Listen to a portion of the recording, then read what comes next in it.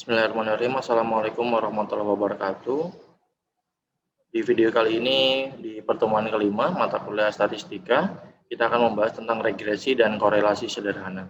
Pada video kali ini yang akan dibahas adalah pengertian dan persamaan tentang regresi dan korelasi sederhana.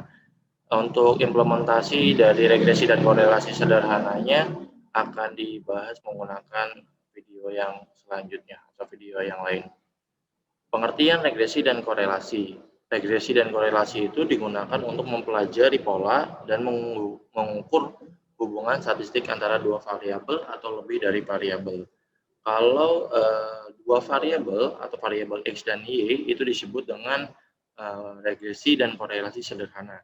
Sedangkan kalau lebih dari dua variabel itu disebut sebagai regresi dan korelasi berganda. Jadi bisa dua atau lebih. Kemudian kalau dua variabel Y dan X, kalau variabel Y itu sering disebut sebagai variabel tidak bebas atau variabel dependent atau variabel terikat. Sedangkan untuk variabel X itu variabel tidak terikat atau variabel bebas atau sering juga disebut sebagai variabel independen. Jadi Y adalah dependent, kalau X adalah independen. Kemudian ini persamaan dari regresi. Regresi itu bisa kita sebut sebagai penduga, perkiraan, peramalan, dibentuk untuk menerangkan pola hubungan variabel-variabel. Analisa korelasi digunakan untuk mengukur keeratan hubungan antara variabel-variabel.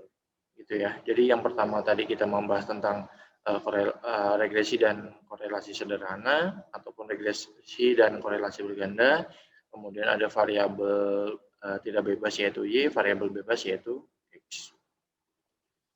Ini ada beberapa untuk menentukan persamaan hubungan antar variabel. Ini langkah-langkahnya. Yang pertama mengumpulkan datanya, data variabelnya. Yang tadi ada dua, data variabel X maupun variabel Y. Ya. Kemudian menggambarkan titik-titik persamaannya, persamaan X dan Y-nya. Kemudian dibuat sistem koordinat bidang. Nah, nanti akan menjadi sebuah diagram yang disebut sebagai diagram pencar atau tebaran. Jadi nanti akan ketahuan titik-titiknya di tebaran yang sebelah mana.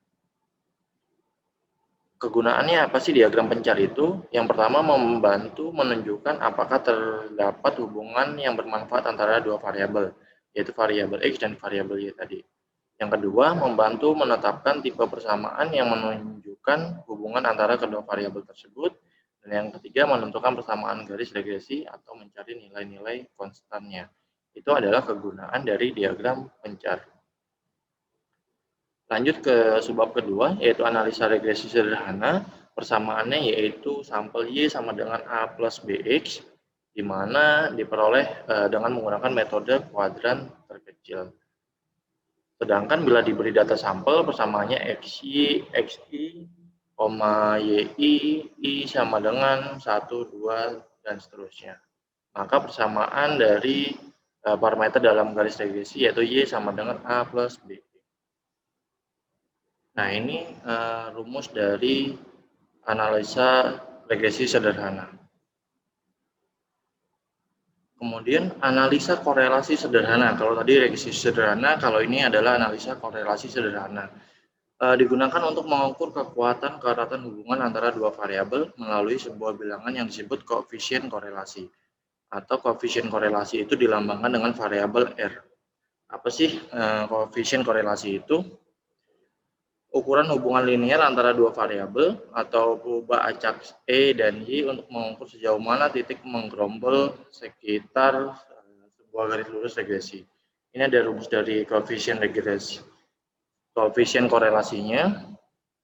Di sini rumusnya adalah N kali sigma XY dikurang sigma X dikali sigma Y dibagi akar dari N sigma X kuadrat dikurang sigma X kuadrat dikali N sigma Y kuadrat dikurang sigma Y kuadrat. Ini beda ya, hati-hati dalam mengetahui rumus. Di sini ada sigma X kuadrat, kemudian sigma X dikuadratkan. Jadi nanti untuk penghitungannya kita akan lebih jelas di studi kasus menggunakan SPSS. Kesimpulannya, jika B positif maka R-nya positif, sedangkan jika B negatif maka R-nya juga negatif. Ini ada beberapa kesimpulan juga, di mana nilai R terletak dari -1 sampai +1, atau ditulis -1 lebih kecil sama dengan R, lebih kecil sama dengan +1. Bila R mendekati +1 dan -1, maka terjadi korelasi tinggi dan terjadi hubungan linear yang sempurna antara variabel X dan Y. Kemudian bila R mendekati 0, hubungan linearnya sangat lemah atau tidak ada. Di sini, contoh misalnya -0,6 menunjukkan arah yang berlawanan, jadi X-nya naik maka Y-nya turun, atau X-nya turun maka Y-nya naik. Dan seterusnya, ini plus 0,6 dan ini jika R-nya sama dengan 0. Kalau tadi kita bilang koefisien korelasi dilambangkan dengan R, kalau ini koefisien determinasi dilambangkan dengan R kuadrat. Nilainya antara 0 dan 1. Untuk menyatakan proporsi keragaman total nilai-nilai perubahan variabel Y yang dapat dijelaskan oleh nilai-nilai perubahan X melalui hubungan linear tersebut. Ini ada contohnya juga. Jadi kalau koefisien korelasi lambangnya R, kalau koefisien determinasi lambangnya R pangkat 2 atau R kuadrat. Nanti kan ini ada contoh dari studi kasus di mana ada pendapatan variabelnya X, kalau untuk pengeluaran variabelnya Y. Dari tabel ini nanti bisa dicari diagram pencarnya, persamaan regresinya, kemudian perkirakanlah besaran pengeluaran untuk konsumsi jika pendapatan 950.000. Kemudian cari koefisien korelasinya, dan yang terakhir cari koefisien determinasinya. Nah, ini ada cara untuk mencari menggunakan SPSS-nya, aplikasinya. Nanti cara ini akan dijelaskan menggunakan video yang selanjutnya. Nanti juga di video itu dijelaskan perihal pengertian-pengertian yang dihasilkan oleh SPSS atau output dari SPSS-nya. Oke, video singkatnya sekian pengertian tentang korelasi dan regresi. Kita lanjut ke video selanjutnya. Terima kasih. Assalamualaikum warahmatullahi wabarakatuh.